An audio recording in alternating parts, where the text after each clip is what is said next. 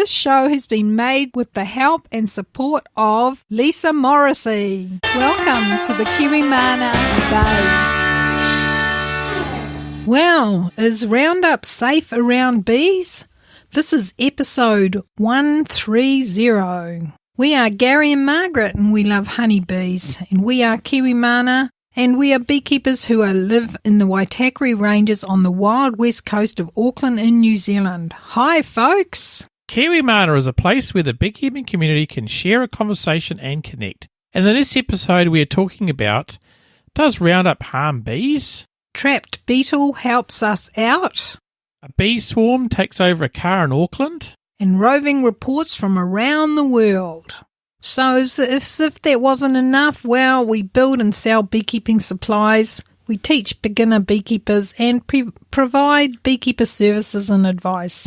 And we are the Bees Knees Club Facebook group. Great to have you joining us. We know life is busy and we appreciate you've taken the time to join us today. Thanks so much for being part of the Kiwimana Buzz. Cheers, guys. And don't forget, we've also been known to go off on tangents about other issues. Well, we'll see how this one goes. Only 1 month of spring left, Gary. I know. It's coming up to summer, isn't it? It surely is. And so that spring is the breeding season, and we have split, but still waiting for our results. At Kiwimana, we let our bees, our queens, mate naturally on the wing. So as our new season queens hatched last week, we then had 3 days of rain. Nothing like the weather gods to show us who's boss. Oh, you can't control the weather, can you? No way, man. The girls have had to deal with that, but as the sun broke through, the girls became very busy, and we hope the mating flights are successful. But it's about another 3 weeks before we can go in and have a look. Yes, and you've got to be careful not to jump in before then, don't you? Yeah, I know, and that's very difficult, I must say. Anyway, what's been happening at Kiwimana for you, Gary? Well, I've been doing a lot of preparing guest blog posts for you guys out there. If you'd like to write a blog post for the community, check out kiwi.bz/write. So I've got a few articles coming along. Yeah, and our beekeeping community would love to hear from you, and we get some nice garden blogs from that too, eh? Yeah, we do. And there's a new beekeeping podcast from Portland. Is that Portland, Oregon? That's right, Pacific Northwest, and it's been listed on the kiwi.bz/toppod, and it's called Beekeeping Confidential with Mandy Shaw. This is Beekeeper Confidential, and I'm your host, Mandy Shaw. Shh. And you'll hear some more from Mandy later. Shh. What are you shushing me for? Because you said it was confidential. Yeah, but we're allowed to tell people about it. Oh, I see. Okay. And we've got some new gear. We've got a new recorder and some new mics. So I've got a crazy idea. What is it? We're going to go and interview beekeepers that don't have computers. Wow, that's fantastic. Yeah, well, I was talking to Nigel Costley about this, and he says it's a great idea as well. So we can go and visit these old-time beekeepers that don't have computers, but they have stories to tell and information to share. So do you know anyone? I know, there's a few people who I'd like you to interview. Cool. And speaking of who you recently interviewed, Nigel Costley, you've just released something with him. Yes, would have been out last week. Oh, fantastic. What episode was that? 129. Fantastic. Well done, you. Thank you. And so you're still waiting for your splits, you just said before? Yeah, at Kiwimana HQ, I've split the strongest hives. Still waiting for the results, as I said. The other work I've been doing is the DECA checks, which DECA stands for Disease Elimination Conformity Agreement, which requires us to sign off our hives after checking for AFP. And as we reach the deadline for getting the annual certificate of inspections completed, we have to get them into afp.org.nz. And that's a requirement here in New Zealand. And you've been having trouble doing DECA checks for people that have had recent swarms, eh? And why's that? Well, basically, when you get a swarm, there is no brood to check, and AFB is, if it's present, it'll be showing in the brood frame. So we have to reschedule some of those, and yeah, that's interesting piece of work when you have some colonies that they've got that are all ready to go. So it's just the way it is, guys, and checking cat brood is the best way, you know. Especially if it's a swarm, you don't know what is in there. So once the brood appears and starts to be capped, then that's the time I can go in and do those checks. Yeah, absolutely. And you talked about that in the last newsletter, didn't you, about it? Yeah, a little bit I touched on that. Did we talk about the fact that for overseas folks in New Zealand, AFB-infected hives are not treated with antibiotics? I think we have. So over here, guys, we have to actually burn them legally by the government. So it's illegal to use antibiotics for American foul brood in New Zealand. Yeah, so you burn them and bury them. Open feeding of honey is a big no-no, but we often see in the USA a lot of people talking about leaving honey frames out, but that's not a good idea here in New Zealand. No, and we got a notification from the agency that 2 of our apiaries have got hives near them that have had AFB, so not our hives, but ones near them. So we need to be more thoroughly and check them, don't we? Yes, our registration fee is paying for something, and that's great. So, yeah, I've been in to check them, and then once I checked it, I'll check it for disease and health before I split. So that's why I split that education apiary colony, because they were healthy and no signs of AFB. So, yeah, that's part of the whole process. First you check for disease and health and everything like that. Then the next part is checking for resources and what's available, and then you can decide from there. Cool. And the nucleus colonies are coming along? Yeah, we're actually going to be picking them up over the weekend. Awesome. So, yeah, the beginners who are breeding colonies for sale, they're all doing really well, and those beehives are selling really fast. So it's awesome because, all the training I've done and the teaching, it's now coming to the point where the beginners are, coming along, as it were. And some of them, what happens when they get so skilled, then they don't need me anymore. So that's very sad, but I'm really proud of them, and they've done some fantastic work. The work that they're doing is actually providing a fantastic start for our other beginners. So I'm really proud of you guys.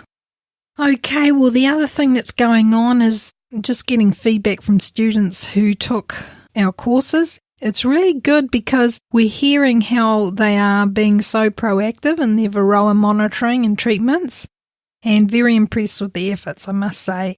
It looks like that they're going to benefit from doing this, and from their proactive work, the results are that they will have healthy, productive honeybees. So that's awesomeness. Banana! Excellent. Okay, so the biggest work ahead for us Kiwi beekeepers is managing space now. And as we move from spring, the breeding season, we're moving to the summer flow. And interestingly, where we are having good nectar collection by our girls already. So it's fantastic, eh? Yes, it's awesome, isn't it? Yeah, makes you proud, Gary. They're all busy, aren't they, on the sunny days? Yeah. On the summer days, I should say. Yeah, that's it. So what's next, Gary? Are we hearing anything from our Global Roving Reporters? Absolutely. So kiwimana, Global Roving Reporters. We're hearing this week from North Carolina, Switzerland, Texas, and Portland. That is just fantastic. Wow, this is awesome, guys. So where are the Kiwis in all this? I don't know. Don't know where they are. I guess we speak for them. They've probably got their heads in beehives. That's or they're picking up swarms from cars. Ain't that the truth? Okay, so let's hear from Avery from North Carolina, from Rascals Apiary. Hello, kiwimana. Avery here, reporting from Rascals Apiary in northeastern North Carolina. Since it's November now, the weather around here has been about a steady mid-60s, or 18 degrees Celsius. Most people around me are beginning to layer up, which means that your hive will need to as well. Start cutting down on how often you open up your hives, and feed where it is needed. We don't feed here at Rascals Apiary unless we have to. But since I have a nuke, I'm most certainly going to have to. Other than that, some beekeepers that garden around me will start planting some October through December perennials for their bees in the future. Also, be sure to strap down your hive or just place a brick on top of it to keep it weighted down. Good luck, beekeepers. Oh, thanks, Avery. That was fantastic. And yeah, a bit of preparation work to be getting on with there. Yeah, absolutely. And it's good to hear as people are planting plants for their bees. Yeah, perennials last a bit longer, don't they, than the annuals? They're sort of the backbone of a lot of wildflower gardens. Yes, absolutely. And we may meet rascals apiaries one day. One day, yeah. Yes, why not? There's a rumour going around. I see. Anyway, let's hear from Nicholas from Switzerland. Hey kiwimana, this is Nicholas from Switzerland. So, currently we have autumn in Switzerland. The temperatures are getting colder, the trees lose their leaves, and the activities of our bees are getting smaller. A few weeks ago, we finished the winter preparation of our colonies. Means we've checked the food reserves and gave them who needed more sugar water. We've made the varroa treatment and we have checked the hives for queens because the varroa treatment method with formic acid, which we use, is very stressful and from time to time a queen dies. Unfortunately, this year we have lost 3 queens to the acid, so we had to put into these colonies new ones. Oh, and by the way, on my YouTube channel there is now a detailed video about the varroa treatment and how we do it, with some exclusive interviews from beekeepers from all around the world where they explain how they do the treatment. Margaret and Gary are actually also part of this video. But let's come back to the current situation here. With the autumn, the storm season comes. Our massive dent hives aren't really affected by the strong wind, but we also use a system called Mini Plus, which we use for nukes and for breeding. This system has very small brood boxes, so a nuke which was made in summer lives in like 3 to 4 brood boxes. These towers are very threatened by the strong wind, so we had to secure them. The colonies themselves are slowing down, getting into winter mode. The queen is laying every day a little less eggs, and the weather is getting colder. But that's enough from me. Let's go back to Margaret and Gary to New Zealand. Well, thanks Nicholas. And it's interesting to hear that they are putting through some nukes through winter. Absolutely, and it sounds like they're also wintering down, and sad to hear about the loss of queens with formic acid.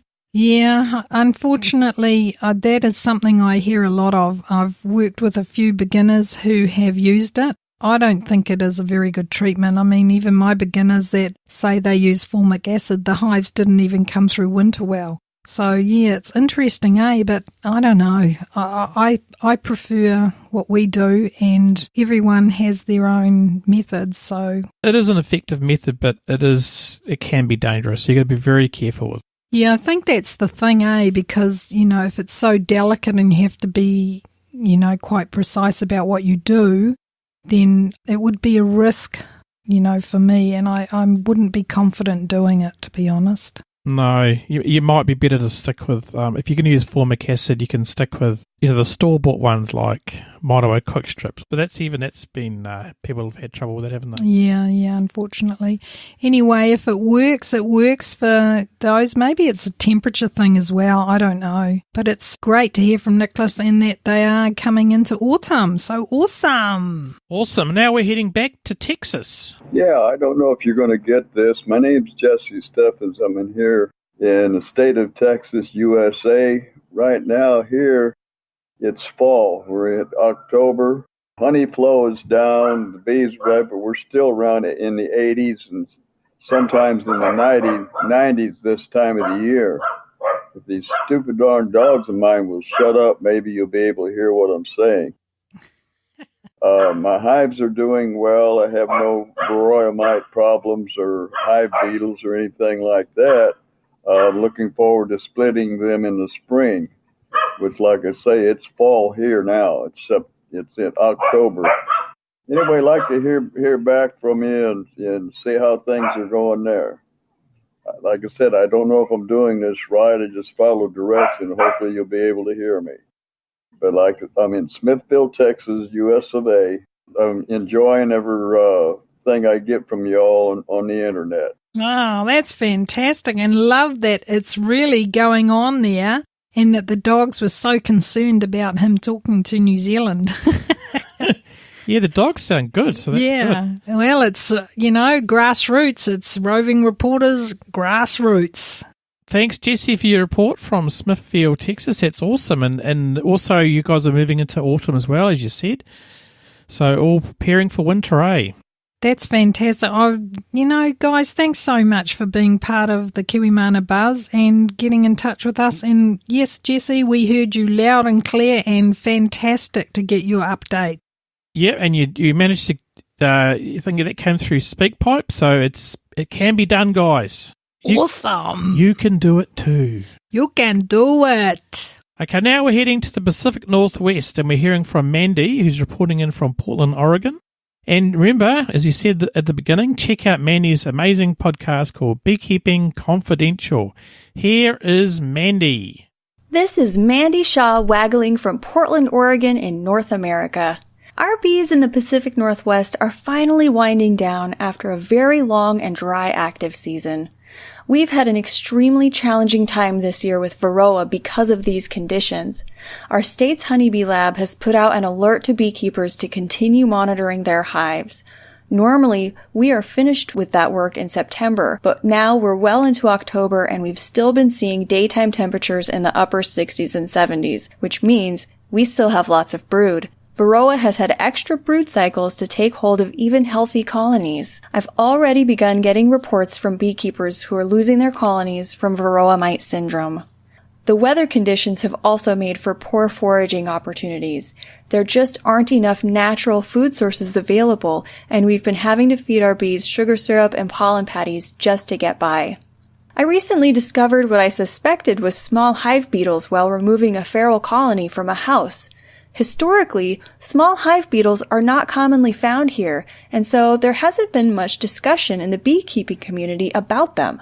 Knowing it was an unusual find, I sent samples of the beetles and the larvae to the Oregon State Honeybee Lab, and they confirmed that it was indeed small hive beetle. They ask that if anyone sees small hive beetles that they report it to the lab so that they can track whether it's beginning to establish itself in Oregon. I attended the Oregon State Beekeepers Association annual conference over the weekend. There was heavy emphasis on honeybee nutrition, Varroa, and viruses. The conference featured U.S. and Canadian speakers, and the message was the same across the board. Now, more than ever, our bees need good nutrition. Organizations like Project Apis M are helping by matching funding with research projects aimed at developing healthier bees and crop production. To date, Project Apis M has devoted $7 million towards research and planting bee forage alongside commercial crops in 13 states. Conference attendees ranged from educators, backyard hobbyists, to commercial beekeepers. I love that bees can bring people of such varied backgrounds and interests together, which is why I created my podcast, Beekeeper Confidential. Join me as I waggle my way into the lives of beekeepers and tell the stories of their work with bees. Until next time, keep on buzzing, my friends. Fantastic. Well, that was a waggle dance I'll never forget. Yeah, that was great to hear from Mandy, wasn't it? Yeah, absolutely. And I love the fact that the nutrition side of things is being addressed, because I think what I understand from over in the States is that there's a lot of feeding, constant feeding going on. It must really weaken the taste of the honey and everything. Good to hear that, because feeding bees the best food in the world is their own honey. Yes, and it's interesting to see the daily temperatures are quite high, so they're having issues with varroa mites. It was intriguing about the small hive beetle because Portland, Oregon is quite close. It's actually borders to Canada, so it's quite high up. So it's surprising that they're getting hive beetles there, eh? I wonder if people are moving their bees around with the hive beetles in them or something. Well, because of the almond pollination, they may be moving them up to there, eh? Okay, well, that was great, Mandy, and thank you so much for taking time to share what's going on over there. It's fantastic. And what should you be doing with your bees, say, in New Zealand, Gary? Well, I would say picking up swarms, splitting hives, and completing AFB checks. What do you think we should be doing? Yeah, I think with the change that managing space is going to be one of our top jobbies that we need to do to keep control of things and try and encourage and check nectar production. So I always recommend at the end of one season you do a really full inspection, then close the hive up and then go in and check your notes and everything like that, and then make your plan and then work the plan. So what is it? Plan the work? Work the plan. Okay. Okay, so what's happening in Australia? Yeah, we have heard that there is drought in the west of New South Wales and Aussie, and the bees are struggling. Yes, they are. They're struggling to get any kind of nectar, and it's a really bad situation. And a lot of the farmers are having similar problems, aren't they, with their cattle, and they can't feed them. Yeah, so check out our bonus buzz for more on this article. Yes, indeed. In the UK, we haven't heard from Brit Mana, have we? But what have we heard from? No, not from Brit Mana, but we did get an email from Alan, and he says, "Hi, both." That's me and you. "Enjoying your newsletters. Many thanks from Cambridgeshire. Just going into autumn season for them now, but preparations for spring have already started for me and hope to be completed by Christmas." Well, and thanks from Alan. Thanks, Alan, for that, because it's, preparation is the key in my view. Absolutely, it's the key. And in the USA, well, we could probably, we covered that quite a lot in the Roving Reporters, so listen to those, eh? Yeah, that's the one, but it sounds like they're in fall, which is autumn, so yeah. Yeah, so just check your mites. Don't go into winter with a high mite problem. Yeah, heavy mite load going into winter is very bad news. I suggest, rather humbly, to do checks in your cells, in the cells of the brood that's there, because that's where, if you see them in there, then you know the treatment is required. Blog recap. This is where we recap the top content last month by your vote. So number 1, controversial this one, wasn't it? Yeah, how to kill bees. That got the tongues a-wagging, didn't it? It surely did, and one of the things we talked about was beehives on the ground, and that really caused a stir, I tell you that. Do you want to summarise the feedback you got? So what happened is that the article that we put out there, we made a mistake on the heading saying there was 7 basics, whereas it should have been 6. So that was the first thing we got told off about. That was my mistake. Anyway, moving on. The other one was the photos in there. They were saying they weren't really relevant, but the problem is that people were just looking at the photos, but they were actually linking to articles to help with the issues that beginner beekeepers may face. Did you go on and make it more clear, eh? Yeah. So next time we'll make it a lot clearer, guys. So thanks for getting in touch with us, and we do appreciate your feedback. Sometimes sometimes things don't always go to plan. Yep, but we always love feedback, don't we? That's awesome. Okay, next one is Bee Buzz Build-Up. This is episode 128 of our beekeeping podcast. That was the last show with me and you, so that was number 2. And the final one last month was the Build-Up Bonus. That was the bonus show for our amazing supporters. Oh, fantastic. So, yeah, it was pretty awesome that my article, How to Kill Bees, was number 1. Oh, yeah. And it's not really about killing bees, guys. But you have to read it. You have to read it.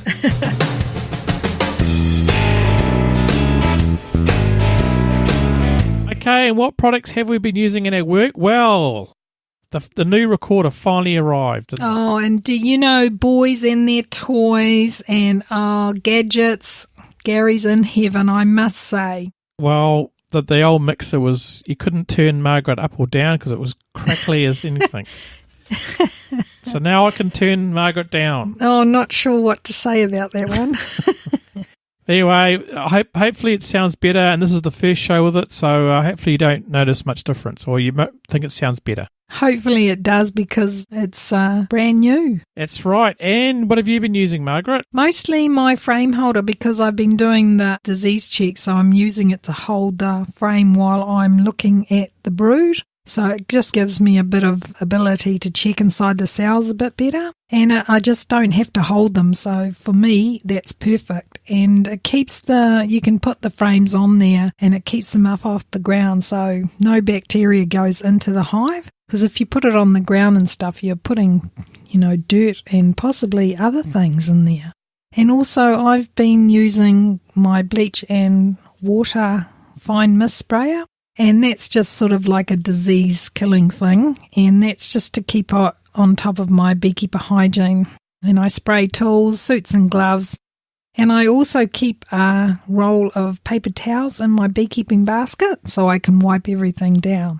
That's a good idea. Yeah, well, especially with doing AFB inspections, you've got to be really secure, eh? Yeah, very clean on what we do, and, we don't want to cause any risk. So, that's been keeping me busy, that's for sure.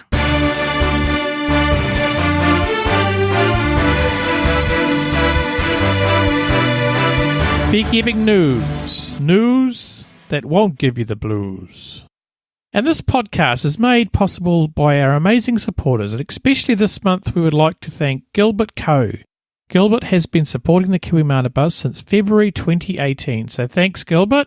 And we hope you recently picked up a swarm we saw on the interweb, so hopefully that's all going well in your backyard. Awesome, so thanks for your support there, Gilbert, and all the best with your new swarmy. Absolutely. And the first story, Monsanto's global weedkiller harms honeybees, research finds. Wow, 3,000 clicks on this story. Yeah, a lot of interest. Beneficial bacteria in the bee's gut is killed by glyphosate, a new study from the University of Texas has revealed, and this is making bees more susceptible to diseases. Glyphosate, the most used pesticide ever, damages the good bacteria in the honeybee guts, making them more prone to deadly infections. So this is interesting research, isn't it?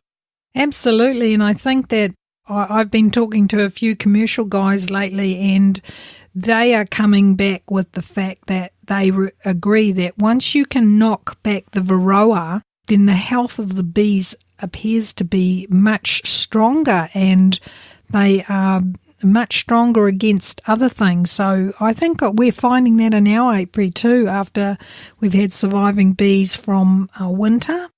And yeah, this is a really interesting article, guys. What's that got to do with glyphosate? Well, I think that honeybee guts, if it's weakened by those that bacteria is weakened, the beneficial bacteria, my thinking is that if they get varroa presence as well, so this is adding to what the bees have to deal with.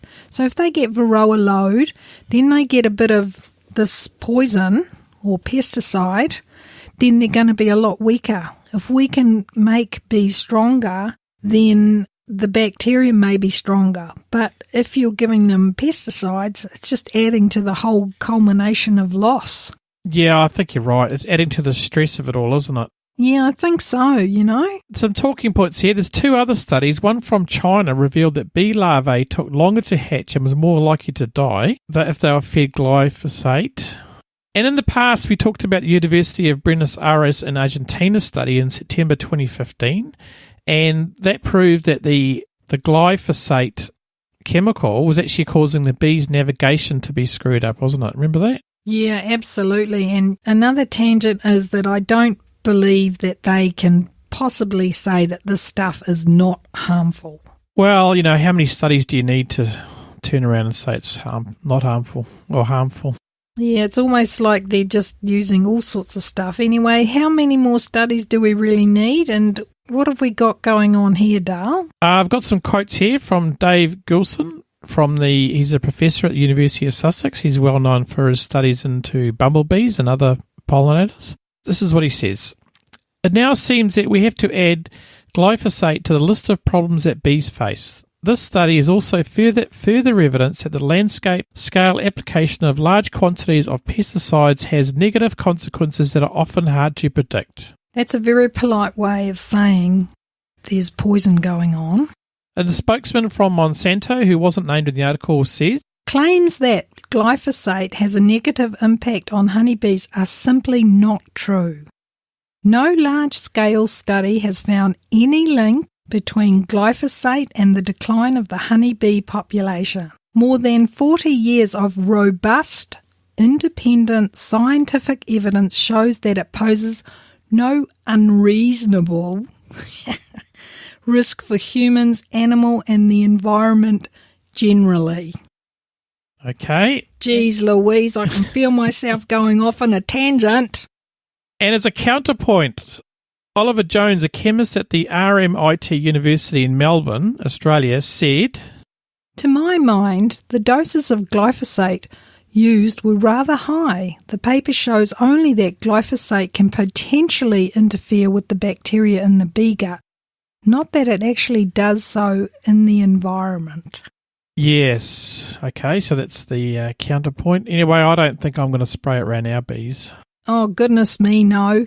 That's nothing that we would do, and we're actually finding that everything looks so much healthier, eh? I mean, we haven't used sprays for, 18 years? Yeah, exactly. What's the feedback we got on this one, Gary? Well, I made a comment. Wow, what a shock. I thought it was safe to spray everywhere. #sarcasm. It amazes me to hear people spray this around their beehives. And then Trish Streeton, one of our amazing supporters, says, makes me wonder if the problems people have with gluten intolerance is also due to the fact that wheat sprayed with this stuff to make sure it's all dried to the same point prior to harvesting. Maybe Dennis Murrell's experiment with kombucha misted on the bees to aid their immune system is something to try.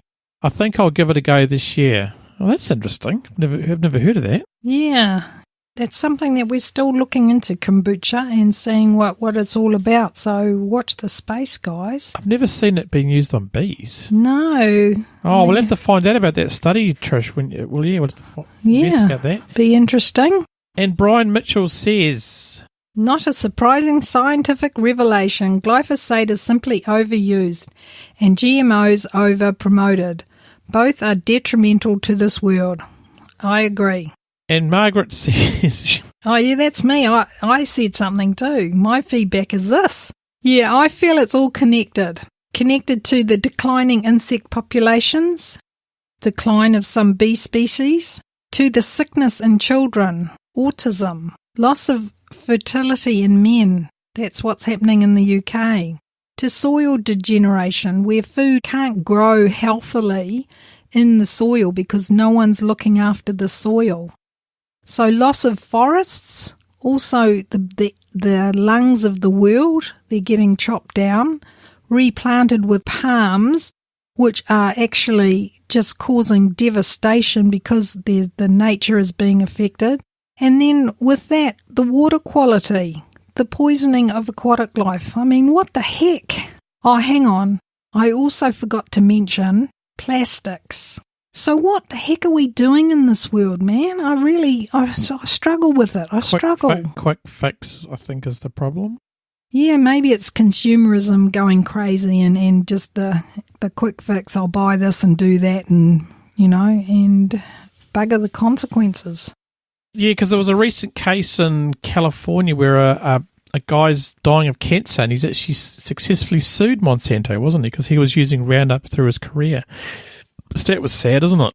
It is sad because he's suffering. He was probably told certain things and not given maybe the knowledge that he should have had because, if he's been using it for that long, I remember that, when it was introduced, people were just spraying it everywhere, it was this miracle thing. But, yeah, it's a miracle that we're still alive today because of it. Yes, indeed. And if you do use it, you need to wear a mask, don't you, and proper gloves and everything. You don't just spray it. For me, and I've been interested in what the contractors for the Auckland Council are doing, and it appears to me that those who are applying Roundup, often they don't really have masks on. And all these contractors who do the work for Auckland Council apparently need to be registered as applicators of this stuff. And then they should know that they shouldn't be spraying Roundup around ditches or drains because we have so much rain here in New Zealand that every time they spray, that chemical is going into the drains and ditches and flowing down into the waterways, and that's harmful to aquatic life. And you see a lot more algae around and things like that we never used to see on the side of the roads by the drains. The other thing I noticed is on the sides of the verges of Highway 18 to North Shore, the Formian flaxes that they've planted there, they look really, really sick, Gary. Well, they've been spraying Roundup there. Yeah, really intensely. And the Formian flaxes, they can get up to about 3 metres wide. And these ones are just like pathetic. So, and I do worry because there's our native poo geckos there are walking around there. So, Tui's feed off them as well, don't they? Yep, absolutely. And I reckon Roundup is a no-no. That's my view. Yep, fair enough. Monsanto, go away, go away, go away. You are not welcome on our land. A Hull shopping centre has 200,000 bees in it. And shoppers have no idea that they're there. What's the story about? This story's about rising above. There is a quiet buzz with rooftop beekeeping in the UK. This article has some great photos that you'll like to see and some information about what these town bees are foraging on and the results, and also talks about the resurgence in beekeeping in Hull. Okay, so the quote from the article says, "Few people will be aware that for the past couple of years the roof of the Prospect Centre has been home to the hard-working insects. 3 or 4 hives, each containing up to 50,000 bees, have been placed on the roof." So it's good that the towns are getting into that, and that, they're making use of roof spaces. I think it's fantastic, and that shopping centre's had an award, hasn't it, for its environmental work, so that's fantastic. It's called the Prospect Centre. Oh, that's fantastic. And, check out that article, guys. It is very interesting. And it's such a popular article, and everyone must have liked it because we got no feedback, so nothing negative to say about this one. Awesome. So, Gary, what's next?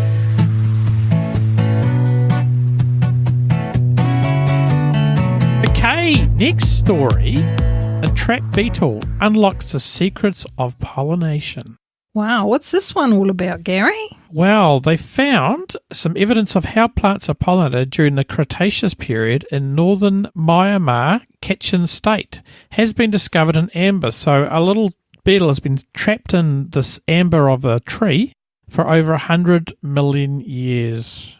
And in the quote, almost 100 million years ago, a beetle had a bad day, became caught in some tree resin and was asphyxiated.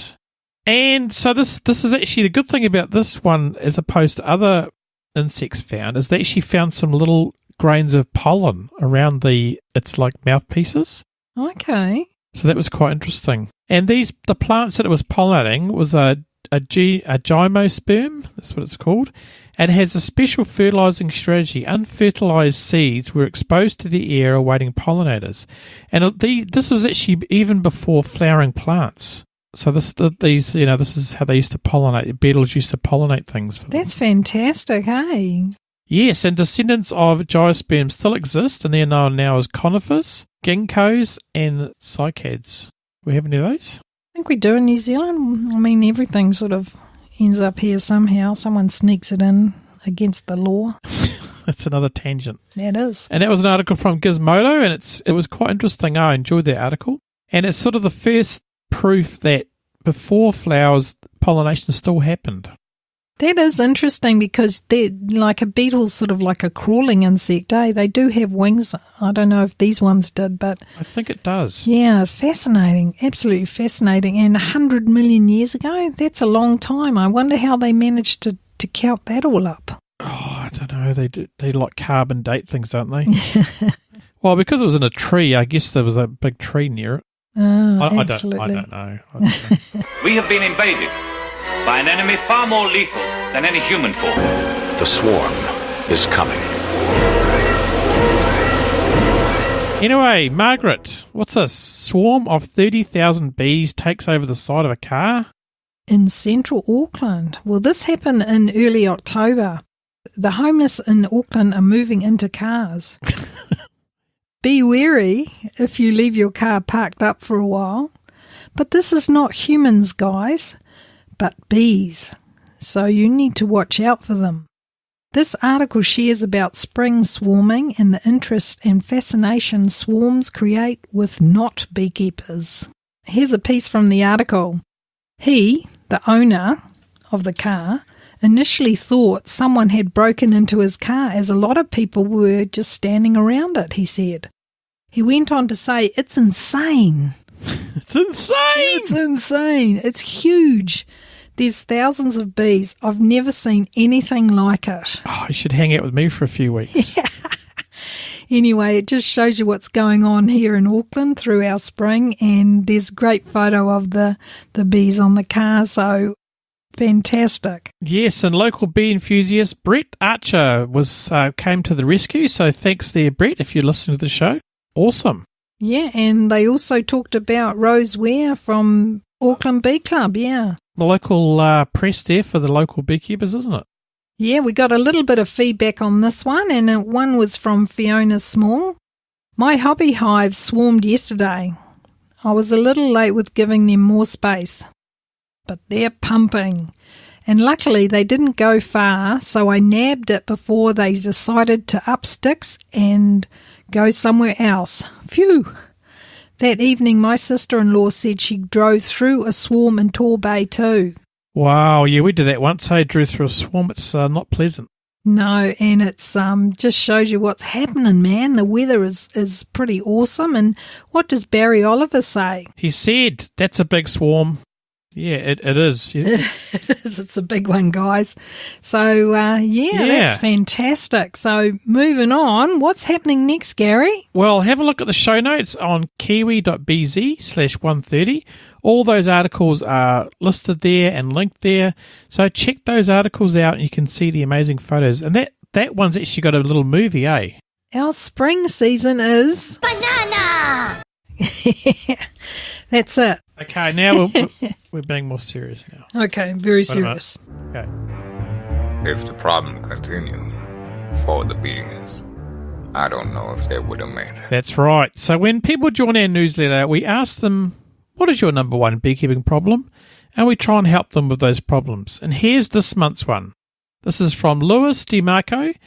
I'm not sure where he is, but I suspect he's America. This is what Lewis says. My inexperience is his biggest problem. I've recently challenged by varroa mites and small hive beetles. I've done an initial hive treatment with oxalic acid, that's a good step, for varroa mites and traps for beetles. I've also been treating around the hives with diatomaceous earth. Any other suggestion? Yeah, always got suggestions there, Louis.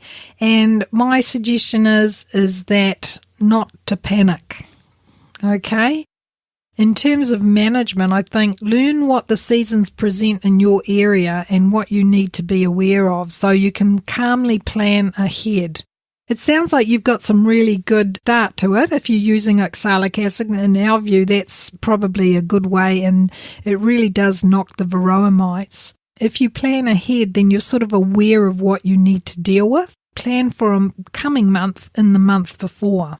The other idea that we have is to contact local beekeepers, and they have their own ideas about what's going on, and, you maybe can try some of their ideas. Yeah, absolutely. And just the other thing to keep doing is keep monitoring the mite levels and check that those traps are working for the hive beetles. Yeah, absolutely. You're onto it there, Gary. And in the case of hive beetles, this is a bit out of my depth, but we have heard that some folks add a space at the top of the hives to trap them. Oh, really? Yeah, I remember we saw an article and they had something in the top of the hive, but... well, I know they have like little traps and they put some kind of oil in there to trap them, but it sounds like Lewis is doing that, so that's good. Yeah, I think you're onto it, Louis, and good stuff.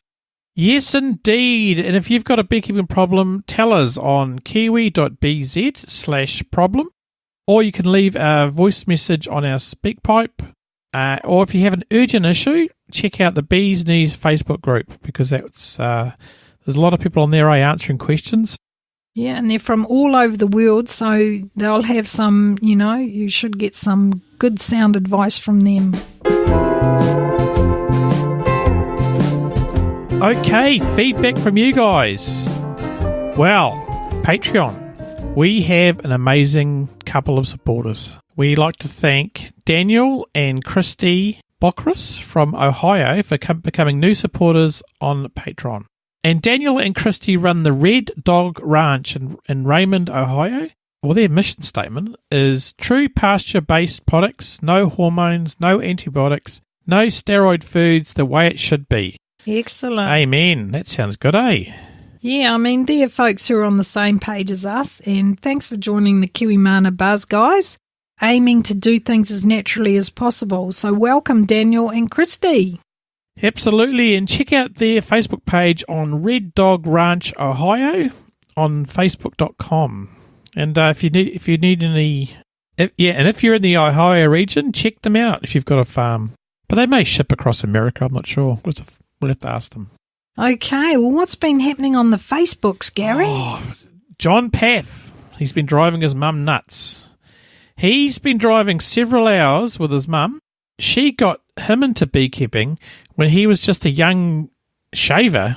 Absolutely. I've never heard that term before, have you? Is that like a teenager, I think? I think so. And he drove across Ohio today, and it will be Kiwi. And he said it will be kiwimana all the way. Oh, he might have seen Daniel and Christy in Ohio. He could have. And we got an update from John. What does he say, Dale? Yes, after several hours of listening to the kiwimana, I'm surprised his mum still talks to him. But she said she liked the show very much, and she said she's learned a lot and really enjoyed the delightful banter. Oh, that's fantastic. Thanks, John. Yeah, cheers, John. It's fantastic. We're glad that there's some enjoyment going on out there, guys. That's why we do this, for you. Absolutely. And let's move on to the bonus show. The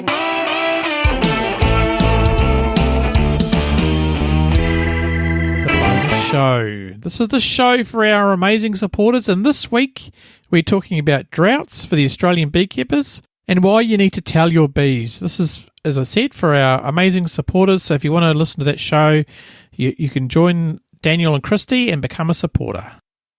Okay, so what do you need to tell your bees? For a little extra, guys, you can go and check out the bonus show and see what's going on over there. Absolutely.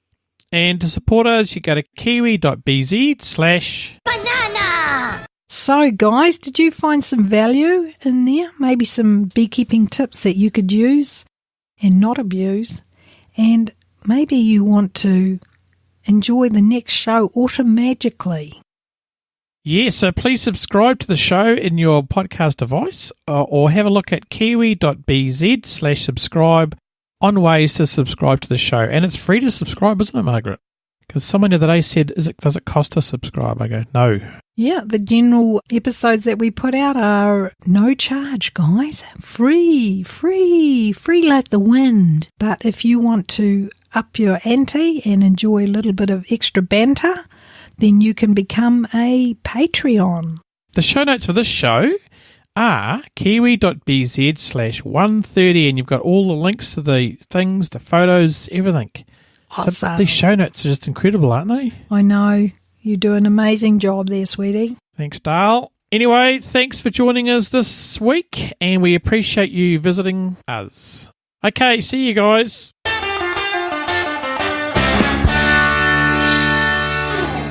See ya. Kiwimana is a... Gee, I can just cut you out now. Kiwi, stop it. I think you should cut that bit out. Very interesting. And it's such a popular